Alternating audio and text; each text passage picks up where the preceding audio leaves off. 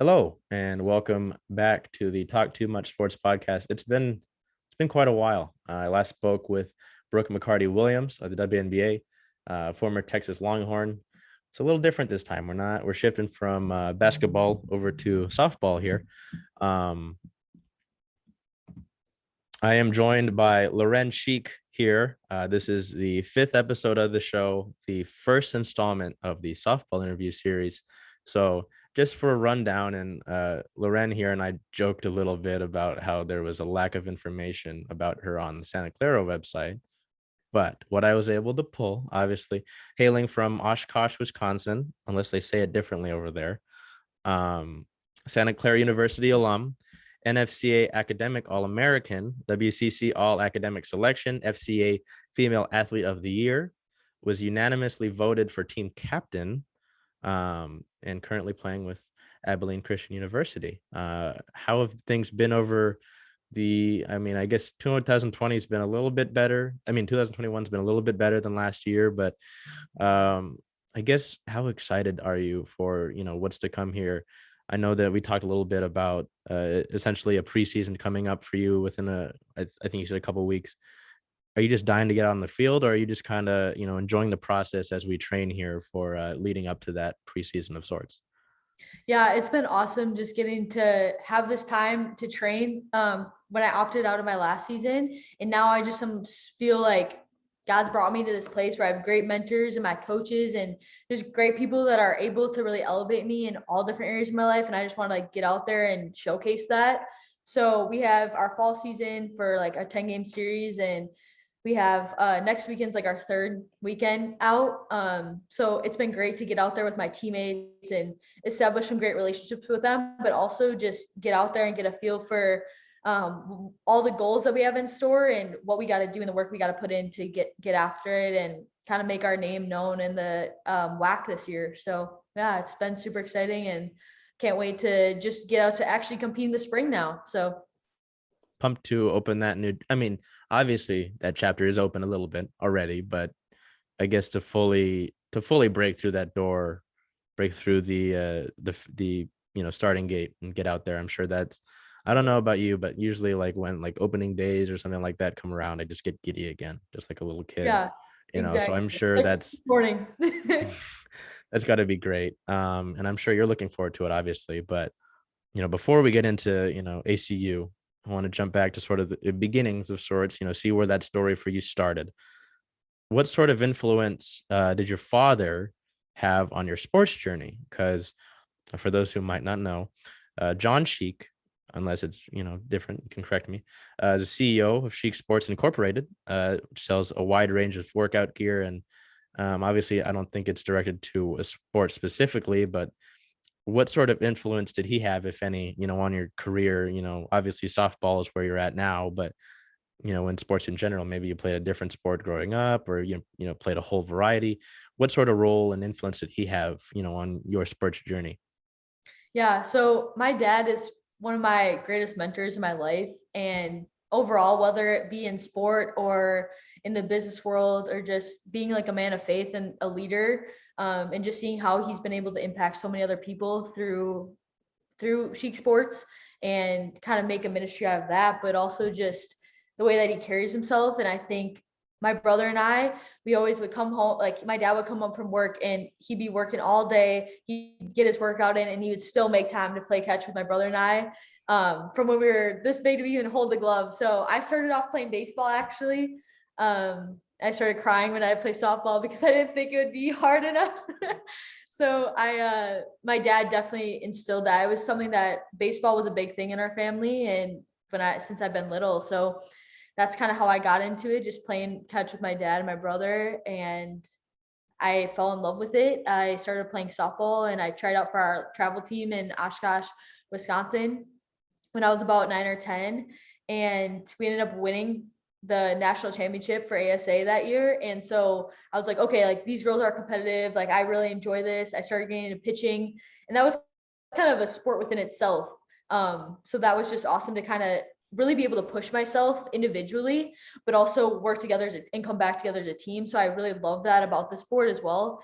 But kind of going back to my dad, he's just someone that has always really motivated me, and coming from him, not coming from a lot, to build something so great and something that's impacted so many people, and just it really inspires me to continue to grow every day and not settle, because I have been given a lot of great benefits because of him and the path that he's paved for my brother and I, that anything less than my best is just not acceptable because of what he sacrificed for our family. So it's just so awesome to have someone like that to look up to and want to aspire to be. And on and off the field, I feel like taking that in the business world as well. Like I want to be able to be a strong leader and help make an impact on a lot of other people too, post softball as well. So Well, and then like we talked about, I'm sure that's something that you can, work on even during softball. Speaking of softball, and I like that you did touch on ASA and travel ball, because I do want to ask about that, after this. But uh, is there a defining moment when you can say softball really picked up for you, whether it was, travel ball, or I guess using a different ball instead of a baseball? Obviously, there are the differences in those two.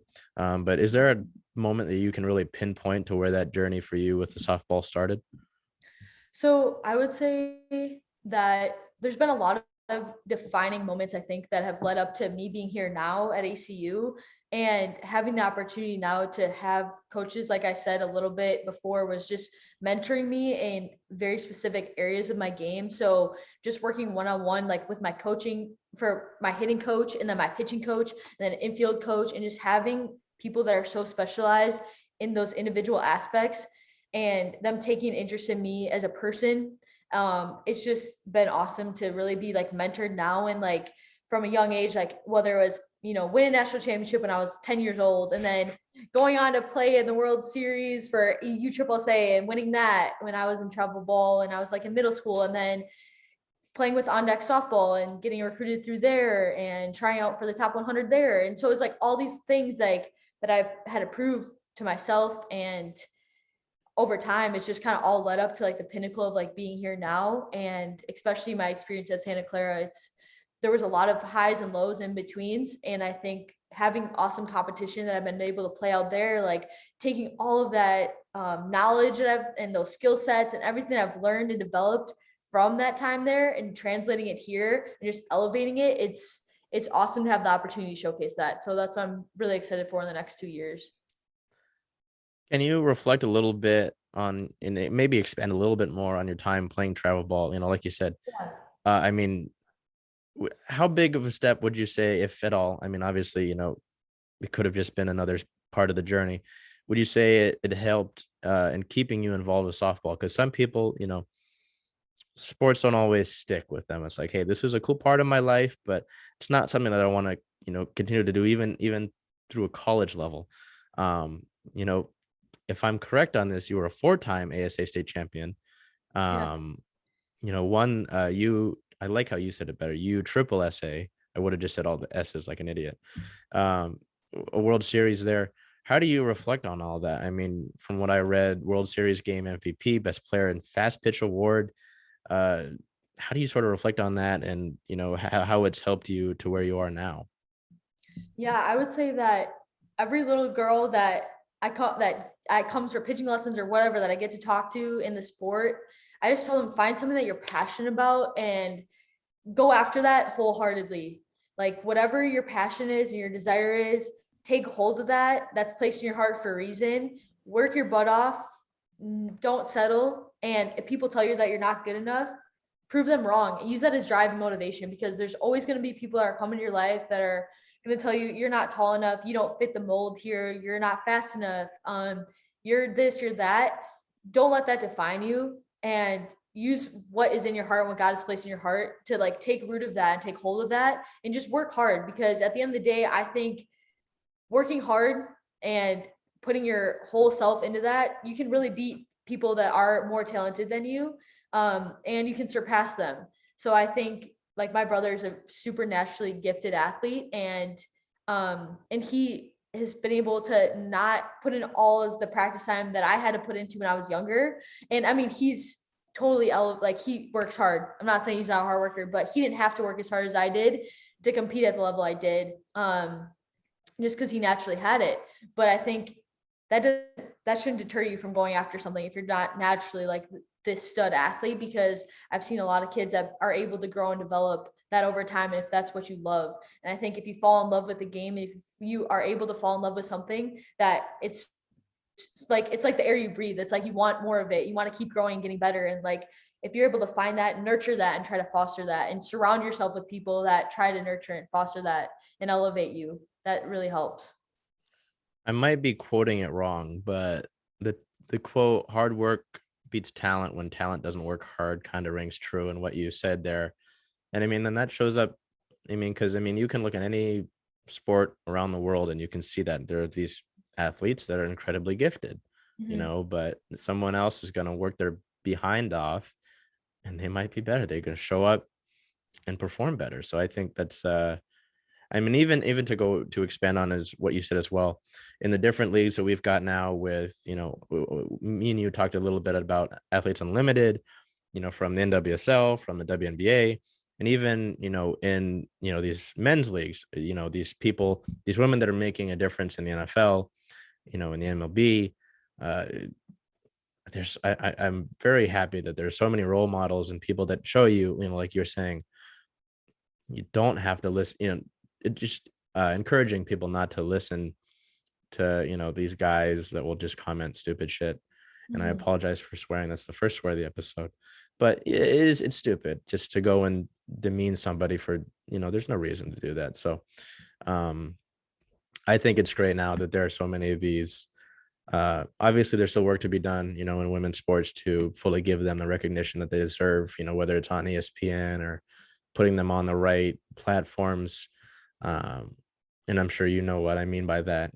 With softball, I think we did get a couple softball games on ABC this past year, and they got great viewership numbers. But just putting these women out in the right platforms, there's much more work to be done. But I'm glad to see that it's getting better. I mean, it's inching there, and it should be taking bounds, but it's improving. Level of competition is just continuing to increase, and I think people want to see that, and they want to see our JMU games, like those underdogs that are able to come out in the World Series. Like that's what ACU wants to be. Like we want to be the underdogs, like coming out and beating these big teams. And so it's just exciting. And I think that also kind of goes back to like hard work beats talent, because I think anyone can be this team may be stacked way more than you are, but I always like to cheer for the underdog. And I think it's just exciting to see games like that just get so much publicity, and it's just great for the sport, So it's really awesome.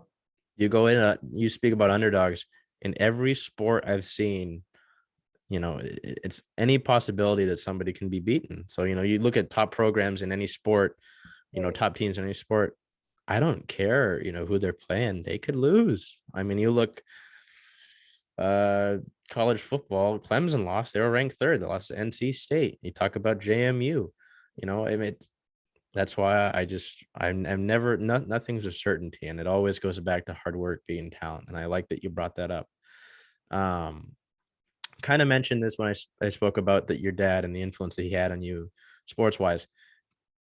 Did you ever have a second sport growing up, or a sport that you maybe thought would have gone, I don't know if it would have been collegiately, but a sport that you might have thought you would continue, or was it always a sort of tunnel vision on softball and the diamond essentially?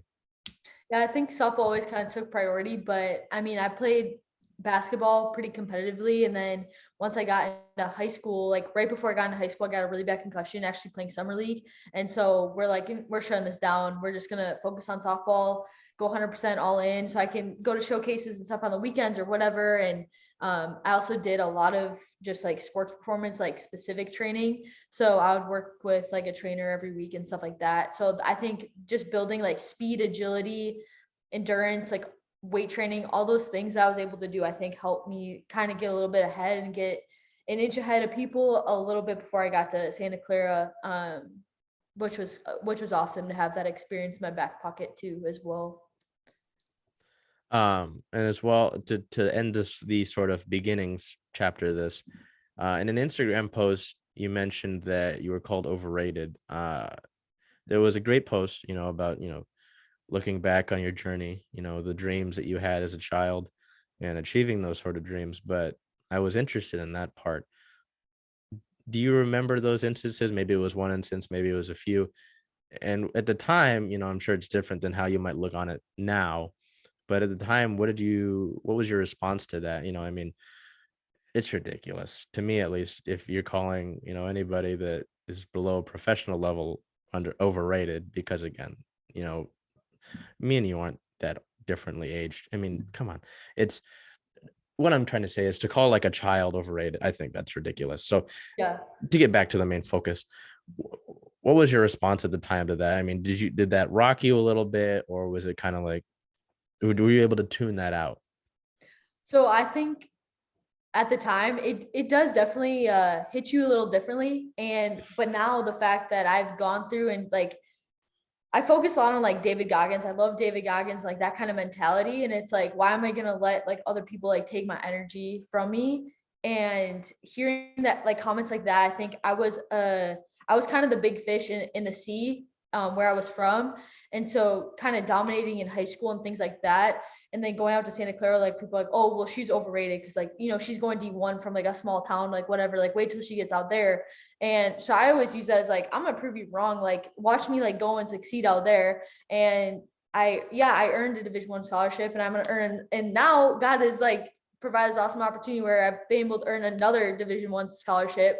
And so it's like, I just love like being able to prove people wrong, because, and not that that's my drive, because I think at the end of the day, like that's not my main drive, but kind of having that like in my back of my mind, like, wow, like this is another thing that's just going to motivate me. Like, why am I going to use it to hinder me and push me backwards? Like it should push me and catalyze me forward in anything I do. So I think there's a lot of people that are going to say like nasty comments, but use it as fuel and not as something that's going to take gas out of your tank. Like use it to put it in so you can speed forward, Oh yeah, and it's always good to prove yourself right. Doesn't always necessarily mean proving them wrong, but it's Totally. like, why does it matter what they think? As long as you Right. prove yourself right, as long as you prove it to yourself, I think that's the big thing. But yeah, it's always nice to have those things and prove them wrong. So I can get that.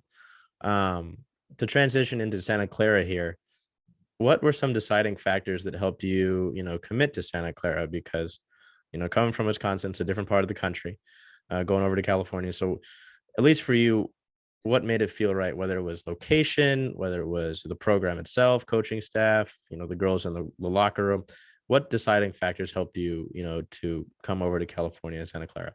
Yeah. So being located in the Silicon Valley and having all those connections within the business school, and I really wanted to go to a high academic school.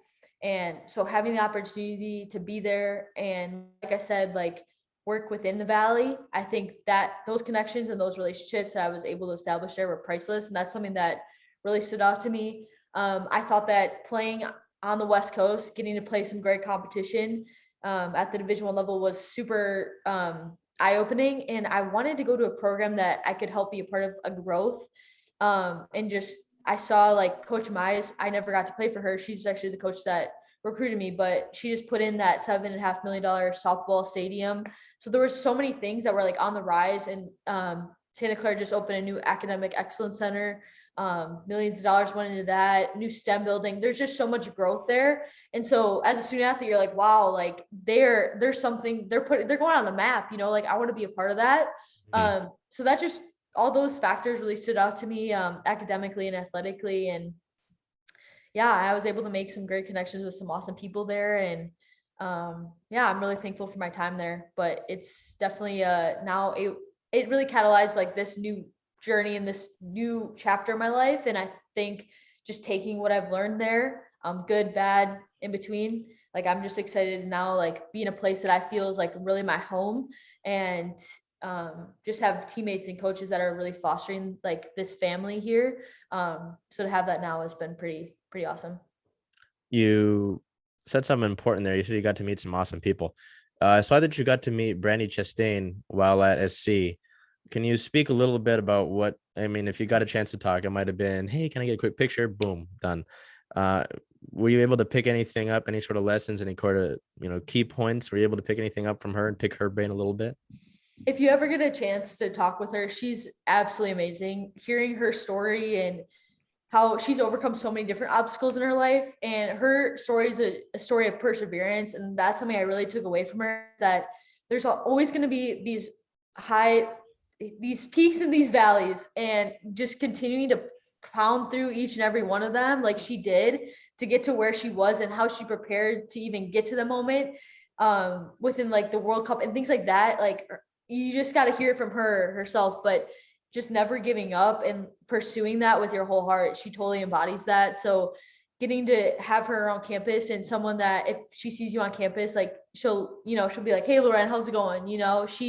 She's like, reach out to me anytime. If you want to just talk, like, let's grab coffee. She's like at such a high level, and she's so elite, but she still at the end of the day is just, she wants to be there for the next student athlete, that wants to go after their dream too. So it's really neat to see that Broncos supporting Broncos type of mentality that they always talk about. And that is true. The Bronco Network is pretty great. And one of the mentors that I've actually still keep in contact to this day is Leslie Osborne. And she's someone that's mentored me throughout the Bronco Network, but also like throughout my college since junior year. So we still keep in touch, and we'll jump on a phone call or shoot her a text here and there. So it's awesome to have people like that in your corner, that really want to elevate you and take you to where you want to go. Yeah, that I saw that. I was like, hey, that's pretty cool. So was interested to see what sort of things you might pick up from her, as well as it would be great to have both of those women on the show. So anyway, that's not for right now, but that would be very cool. But it was something I was curious about speaking to you with, just see what you might have been able to pick up from her and her story. So sticking with SC here, you dealt with some injuries freshman year, and you've spoken about it, the coaching changes. I know that can't necessarily be an easy thing to go through, both of those things combined with, injuries and coaching changes. I'm sure you want some stability there. You want some continuity. What motivated you to get through those first few years? Because I know that can't be difficult. One, coming to a different state and going to school, on top of everything else, plus you mix in those things. I know that can't be easy. So how were you able to push yourself through that and to get through those difficult? I mean, I don't know how those years as a whole were to you, but they don't sound easy. So how are you able to push through that and to, come out on top, and I guess use those as reflection years to say, hey, I didn't let those overcome me. Those are now just lessons. Mm-hmm. Yeah, that's a great question. Coming in freshman year, it's like I was playing great. Everything was going well, like meeting all these new friends. And then all of a sudden, boom, injury. And then I come back, boom, another injury. And so it's just like, it just kind of keeps knocking you like way down, that you didn't think you were going to get that far down, And so I was really thankful that I was able to connect with FCA and the Fellowship of Christian Athletes that was on campus. And through there, I was able to meet people like Kelsey Hedge and Clayton Kelly that actually ran it, and Elliot. They actually run the organization there. And Anna Bassanese, she's another one. She played actually at basketball at Santa Clara. Now her husband works at Apple. And they're just all these awesome people that I was able to meet and connect with. They totally supported me, and just having their support, guidance, encouragement was huge, because like you said, like I'm away from my family. Like, yeah, they're a phone call away, but they're also like 2,000 miles away. So having people like that just brought like fellowship into my life, they really helped me through that. And I'm super thankful to them till this day, because I didn't know anything else than to power through. I think that's just how my mom and dad raised me. Like, you're going to go through hard things. Like, you're just pound this out. Like, you're not going to use this as an out or an excuse. Like, you're just going to learn from this experience and grow through it. So you can come back even stronger.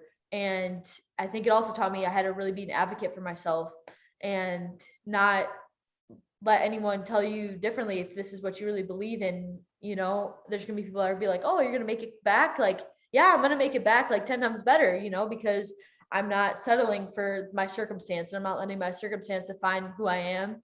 And just putting my identity into not just softball. I think that kind of was a huge lesson to learn through that experience. And also just putting your faith and your trust into that there's a greater plan and there's a greater purpose for your life. And you have to go through these things, because now maybe I can encourage and help out another player that's going through an injury, or I can be a better teammate now because I know what that's like, or just being more grateful for the opportunity to play, because A, there's not a lot of people that have this opportunity, and B, you never know when it'll be your last time to step out there. So a lot of things can happen, and there's a lot of deeper things going on.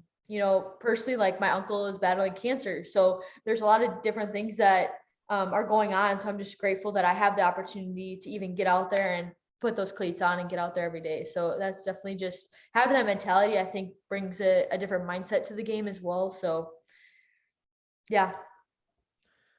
Certainly in relation to, going through those things and getting over that. And like you said, using it as, giving you a different perspective. It's, when I do these interviews, whether it's, on this show or the Seattle show, I'm always interested. Like I told you, it's always interesting to see the journey of these people. And at the end of the day, these journeys are what make these athletes who they are, as both, obviously an athlete, but as a person. So, Mhm.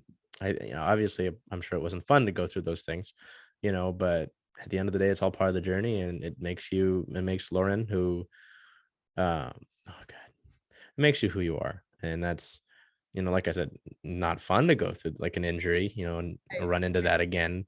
But obviously it makes you who you are. And that's, something that I am interested to see. And I always figure I'd say, hey, how did you get through that? What did you do differently?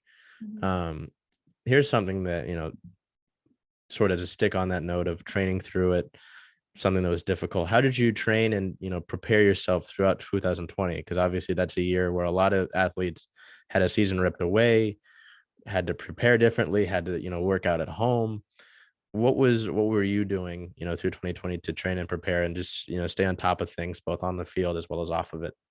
Yeah, that's a great question. I was back home in Wisconsin training, and having the opportunity to now take a hold of my own training on my own, I thought was a really unique opportunity and something that I was able to, I think, accelerate growth within myself in a new level. Like I said, I mentioned before, like David Goggins, but I ran a marathon. I did a 4x4x48 challenge where I ran 48 miles in 2 days in 48 hours.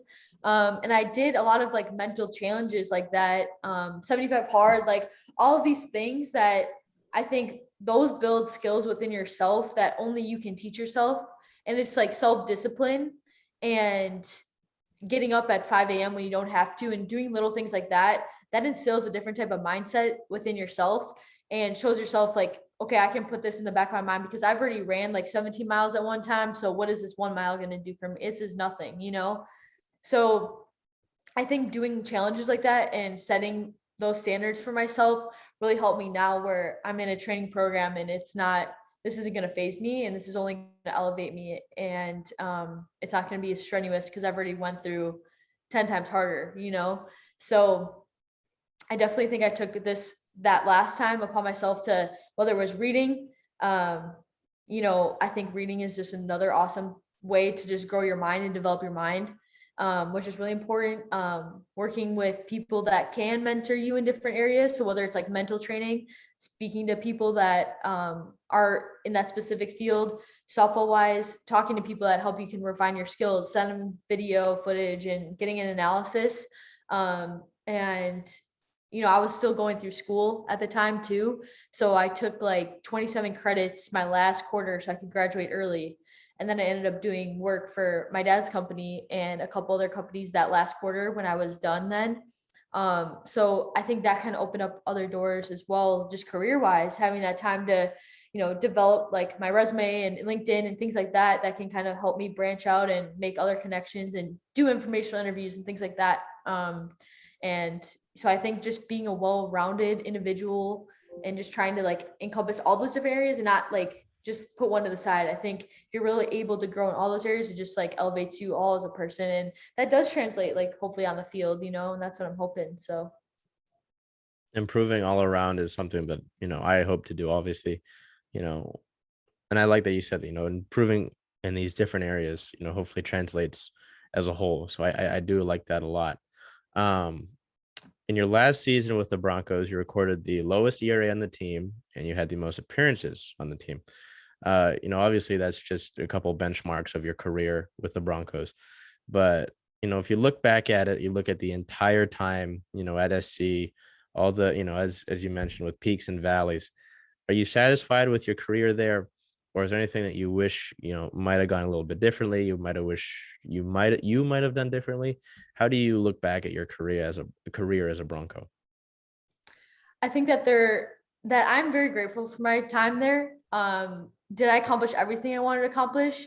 I think I think having 2 years at this university, I'm hoping that I'm able to accomplish everything that I want to accomplish within the game. And I think there's a lot more in me that I now hopefully able to showcase. I think it was all for a reason. I was able to learn and grow through a lot of things there. Um, that's a great question. I think it was all for a reason, though. I think you have to go through challenging times to really get to times that are of just fulfillment, and feel like now like I'm where I'm supposed to be, and I'm around people that I know are here to develop me and grow me as well. And but I'm also thankful for the time I had there to grow in hard ways, whether it's through injury or working with people that maybe don't have the same values as you, or don't really accept you for who you are. But how are you going to work around that and work with people that maybe don't like you, and just going through things like that. I think those are like priceless life lessons that you can take within you, within your career, within your job, anywhere. So I think I had to go through what I did there to be able to appreciate where I'm at now, and also take that with me throughout the rest of my life. So I think there's always more you can accomplish, though. So I never really want to be satisfied. And I think once you get to the point when you're satisfied and you're complacent, like that's when you're doing something wrong. So no matter what, I think I'm always gonna want more and want more for myself. But I'm so thankful. I'm trying to balance like being grateful for it, but also like wanting to still be hungry. Definitely makes sense. Um, what memories, will stick closest to you from your time at SC? Obviously, that's, still a big chapter of your life. College is such a big time for people in general, but also, like you were just reflecting on, part of the journey, something that you're grateful for. What sort of things are you going to hold, from there, whether it's something maybe on campus, learning, like you said, uh, learning so much business wise, Mhm. as well as just obviously, the team itself. So, what are you going to kind of take their memory wise, continuing as you just continue through your journey? Mhm.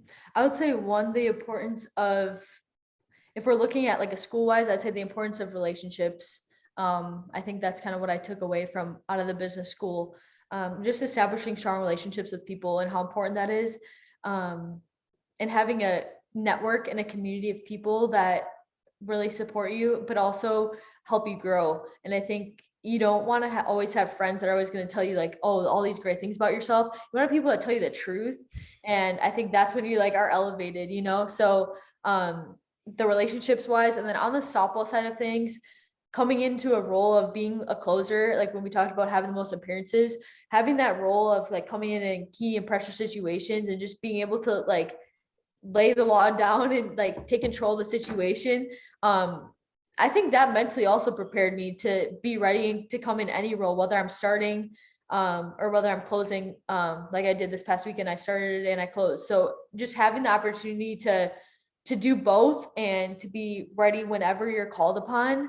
Um, I think you really can't teach it. I think you have to like be built for that and like train yourself for that. So it's just neat to have that experience, and especially playing some great teams on the West Coast and getting to travel and play at such beautiful places. I mean, whether in SoCal or just playing in California, it was beautiful. So that's another key takeaway I would say as well.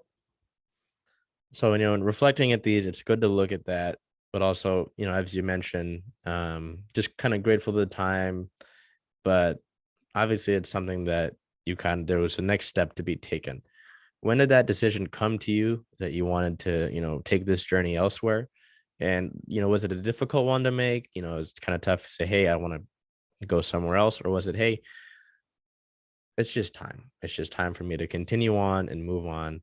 So, when did that decision come to you, as well as, how did that come to you? Was it, an emotional one, or is it this is just something that needs to be done? Yeah, that's another really good question. I'd say when COVID hit, it was something that there were so many doors I felt that continue to be closed for me to like go back, that I'm like, oh, like God's like telling me like go some like enter the portal, like this is your time to, you've had a great experience, but now like let's move to somewhere else. Like I'm moving, like I'm placing you in a new chapter, like let's go. So I just entered the portal, and I felt that I wanted to go somewhere where I know I could compete and it would be open, just because there was so much uncertainty at the time. And also having those 2 years of eligibility, I knew that I could go into a program and it wouldn't be just like a 1 year type thing. Like I'm there for like 2 years to really grow, develop, and like help build something. And so when I found out about Abilene Christian and the opportunity there, it just felt like home. Like once I talked to the coaches, I knew, I was like, these are the kind of people like I want to be around. Like I could just go into your office and I could have a conversation with you about anything, and I know like that I'm gonna just have fun being around you. And so that's the kind of environment that I was really excited to transition to, is it being a family. And just the relationships I've already made with teammates, I feel like I've never had this experience before, where I know like no matter what, like that's my sister, like so it's cool. It's a really special place here, and I think they really foster that relationships like we talked about before, and just the importance of that. So it's really neat. So you kind of touched on that a little bit, but was, outside of what you've mentioned, were there any other factors that, made Abilene Christian the place that, you wanted to continue that next step? Was there anything outside of, what you've mentioned? Yeah, so another one I would say athletically is like transitioning into the WAC this year, and just having the opportunity now to like be a part of like another change and more growth within the university is awesome. And at the end of the day, I really wanted to go to a school that I could align with my values and also be pushed like within my faith as well. And so having like a Christ-centered environment at the foundation of everything was something that really like opened my eyes, and I was like, wow, like this is awesome. Like I'm not even gonna just grow as like an athlete or student, but like I want to grow as a person, and I want to have people that are going to push me to do that. So once I found that within my coaching staff, it felt like this is the place like I'm called to be, and it just felt like a blessing. How have your teammates been so far at this point? Because obviously I'm sure you're not like too fully integrated, I wouldn't think. I'm sure there's Yeah. still things you're learning about them, but how has it been initially? And has anything about this group that you're with right now stuck out to you so far? Yeah. So one of my close friends I've been able to make actually on the team, she's a transfer from Baylor. Her name's Sydney Holman Menzel. She's got an awesome story. She'd be someone that would be awesome to get on the show as well. Her husband actually is a quarterback for the football team at Abilene Christian, which is pretty cool. And her brother also plays Denver. So they're awesome people, and to have friends in them is like, they're just the best. So I trained with her and Callie Burris, another girl on my team here this summer. We're kind of the only ones still around. So getting to form and develop relationships with them was great, just to have that time this summer when we're training. Their mindset and their mentality to just like not settle. They work hard. They're great athletes. They're super talented players. So surrounding yourself with people that really elevate you, I think that's what helps elevate your own game and push you as well. So I think just having people like them in my life that are challenging me, and they're maybe better than me in different aspects, but I know like that's going to make me better training with them. So I'm thankful for that, for sure. Is there any sort of backstory behind the number 23 for you? Or is it simply just a number that was given to you? I believe on Instagram, your Instagram handle has 23. So, and I don't know, the smile kind of maybe says that there's something behind it. So, is there, and if so, what is the backstory behind the number 23 for you? So growing up, I was always 24. But when I got to college, one of my teammates, Eleni, she actually played at Stanford last year. But yeah, she took mine. She had the number. So I was like, all right, we're gonna go with the next best thing. 23. Michael Jordan. How can you not love that number? I mean, the guy's arguably the best player of all time. I still think he's the GOAT. But I just love Michael Jordan. So his mentality and just his relentlessness is like something I just love. So getting to have that kind of number, it's just awesome. See, now, if this wasn't an interview, I would have that conversation and we could get into that. But at least with MJ, the Yeah, mentality from him, that's unquestioned. I mean, that's what I'm if you saying. Like, that's no, so that find your definitely makes mistake. sense. And I I to said be arguably. I said Oh arguably. no, I'm not disagreeing with you. I mean, he's Yeah. definitely, at least with me, it's a neck and neck thing, Right, right, right. But I mean, if you look at him, at least for me, in any of the sports I've seen from soccer to basketball, baseball, football, there's nobody else that's really like that. Right. Um, I mean, you could argue Brady maybe, but you know, uh, and to an extent, I do kind of see that in you. So I get it. It makes sense. Um, in a quote from your new head coach, Mhm. she mentioned that you are expected to compete in a variety of roles as a pitcher. Now, you kind of mentioned that when we were talking about, you starting or closing. Uh, Outside of, I guess, the traditional roles that a pitcher may take on, are there any hints on what some of those other roles might be, or are ACU fans going to kind of have to wait for that? Because it says variety of roles, and that's kind of intriguing to me because starting's one thing, coming and closing another thing. Whether Yeah. it's long relief work.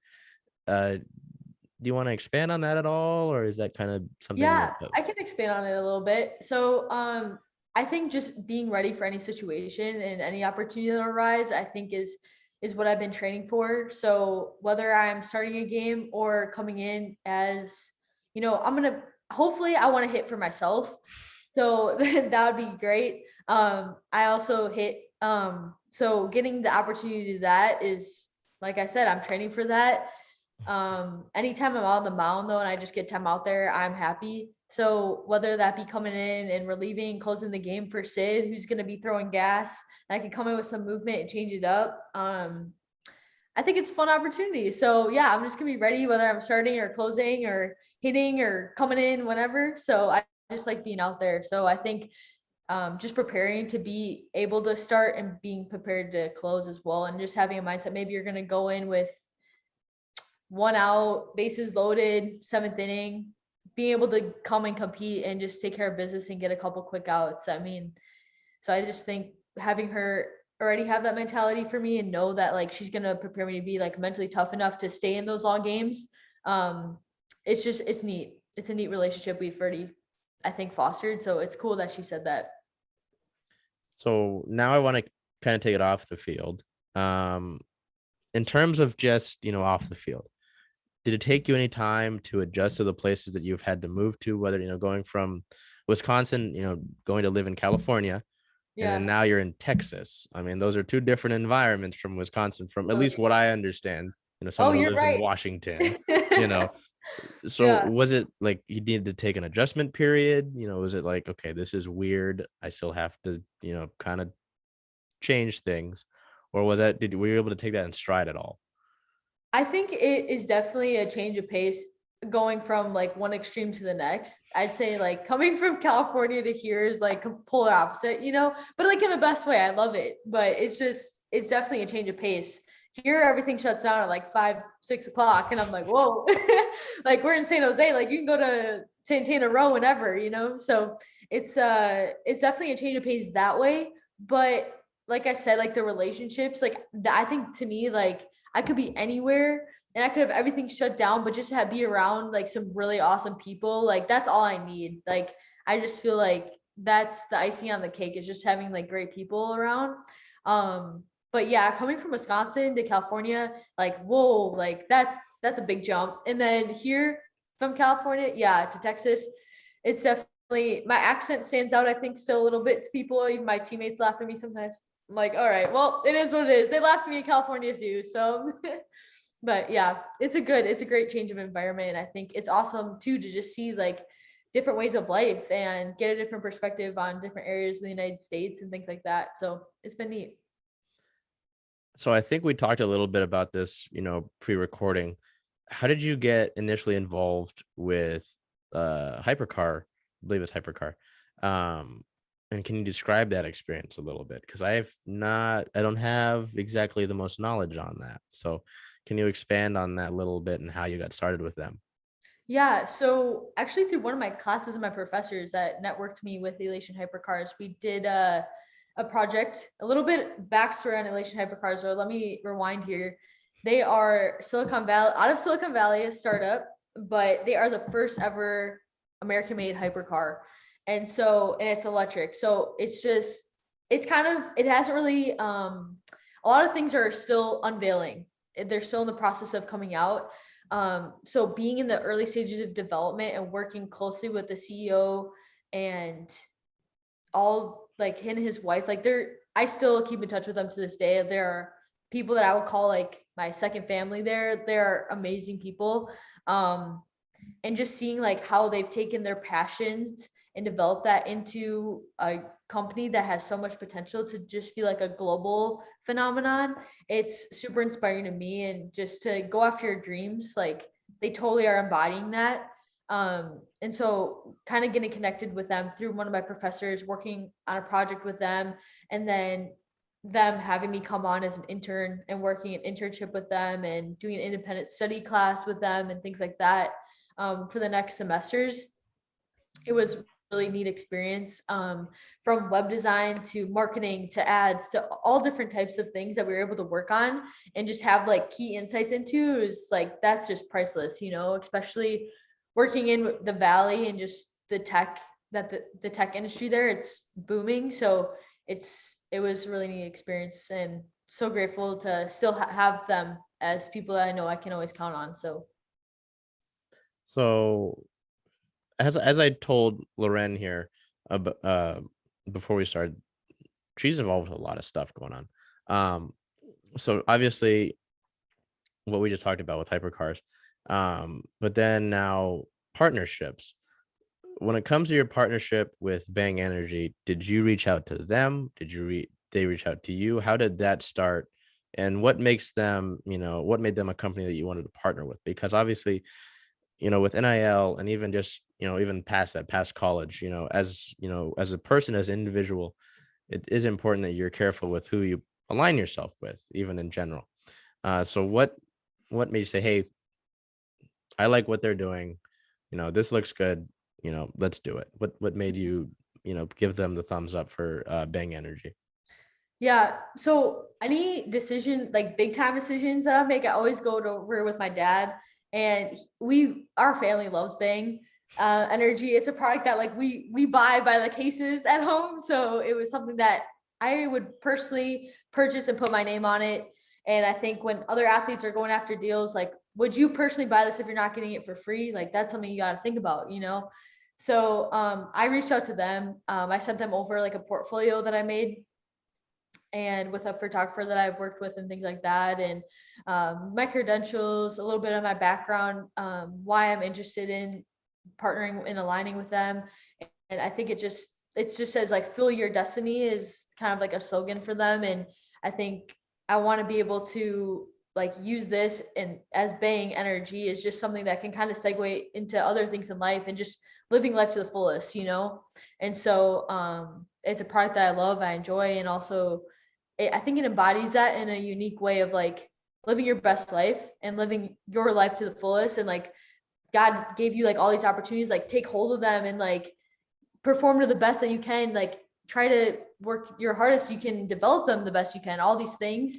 So it's like, there's kind of a lot of underlining values of it, I think. But at the end of the day, like, it's a product I love and I enjoy, and I'm thankful to partner and align with them and get some cool benefits out of it too. So to continue that partnership trend, Vidsec, how did that come to be? How did that sort of story unfold? Was it similar to Bang and so how, I guess, to say it, what similarities and contrasts were there between, you doing what you did to reach out to Bang and join them as a partner, as well Mhm. as with Vidsec? What if that makes sense? There's sort of the, Yeah. pulls and contrasts from that.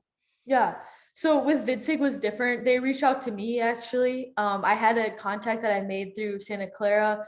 And he reached out to me. He actually works for Vidsec and he's pretty high up at Vidsec. So yeah, I had a phone call and with him on just giving me kind of the backstory of Vidsec and things like that, and why it'd be a unique opportunity for me and mutually beneficial and things like that. So that was kind of how that came about. And yeah, I think it's an awesome opportunity too, just to talk to younger girls that may be going through the recruiting process. And, how did you get to where you are, Laurén? Or, what do you think about this? And just kind of trying to be an inspiration for the younger generation as well. I think that's what's really cool about that platform. And so, what I want to leave on, you speak about the younger generation. We've talked about, women's sports a little bit throughout this, you know, as a female athlete, and as we talk about, with softball, you know, what are your thoughts on, seeing the increase in viewership over the past few years for women's sports, whether it be, the Women's College World Series, the WNBA, amongst other things, what, as a female athlete, I don't know if you ever look at those sort of things, from these different leagues, but what are your thoughts on that? And, what media can do differently? Obviously, I am part of that. And you know, I try to do my best of that, whether it's the rain or the storm here. And, my ties with the rain. Um, what are your thoughts on that? And what do you think still needs to be done? Obviously, I'm sure there's a lot that still needs to be done, but what would you prioritize, I guess, from that as well? Yeah, I think just increasing the level of competition like we've seen has been able to draw like the bigger crowds. And so just going off the Women's College World Series, like having like those awesome venues and having the press and the media there and getting to talk one-on-one with these different athletes and hear their stories and showcase their stories and like such a unique light. I think that's really cool because one thing that I wanted to say that they did really well, I thought, was hearing just different stories of different players of how their childhood and how they grew up and doing things like this type of interview is so cool because then people are like emotionally tied to it more and they can relate to people more and make that connection of like, okay, I'm watching this player, like look at her, like look what she went through when she was a girl, like look at how she got to where she is, like I want to do that too, mom and dad, as they're sitting on the couch watching. So it's cool to have that type of coverage to inspire people to want to do that someday. And I know like when I was younger, I would watch Alabama on TV. I'm like, wow, like that's amazing. Like that's where I want to be someday. So just the increase of viewership, I think that's gonna go off to comes down to the players too of like, elevating, continuing to like make this game something like people want to tune into. And like we can take that upon ourselves, but also like utilizing that platform and like showcasing like what a cool sport this is. And I think that it's continuing to grow and I see it just trending up. So I'm not too worried about it. I think because I have confidence that like it's gonna keep growing. And yeah, it's exciting, especially with like Athletes Unlimited. I think that's something that's gonna continue to increase in viewership as well, as they keep getting coverage and stuff. So just establishing connections too with the big wigs, that'll help. You talk about Athletes Unlimited as well. That's something that I should have pointed out. But I mean, just looking at, who they've got working, from Danielle Laurie doing broadcast, among others, and just the incredible talent that they've got on there. As I sit here in the podcast studio, I look at Sis Bates over there. That's signed Sis Bates. Looking at Sid Bates, Yeah. among other people. Um, it is incredible to see that just all those. I mean, just looking at the rosters is a little bit insane to see the talent on there. But you talk about the platform, when you put these women on like the big networks like an ABC, the numbers are there. The numbers have been going Right. up and they continue to go up. Even just around the league in general, at least for the WNBA, they've seen viewership increased. It's going up. It's gone up consistently throughout the few years. And it sucks seeing on like in ESPN2, but when they were on an ABC, even on ESPN2, the numbers have been going up. And I know that, with the World Series, those numbers went up. They were on some of those games were on ABC. So I think a lot of it's just, putting these women on platforms. Like if we go to the NWSL, I'm sure you've heard about it. Some of the rain games are just on Twitch or on Paramount Plus that you have to pay. I paid the $5. It's not that hard. It's $5. Just go do it. But at least like with the WNBA now, they're on platforms and the WNBA does a great job. They have an app where you can just go onto and as long as they're not in your network and there's a blackout, you can go and watch those different games. No such thing right now for the NWSL. So it is something that I think, like you said, is going to trend up, and that's really cool to see. So with all that being said and going through, from beginnings to SC to Abilene Christian and off the field, Obviously, as I mentioned, you've got a lot of stuff going on that you keep yourself busy. Is there anything that you want to promote, put out into the world, now that we've gone through everything? Yeah, that's just to wrap it up. I would say that if there's like someone watching this that wants to get the biggest takeaway, I would say go after your dreams wholeheartedly. And when God like puts that desire in your heart, don't settle and don't let anyone else tell you that you're not good enough.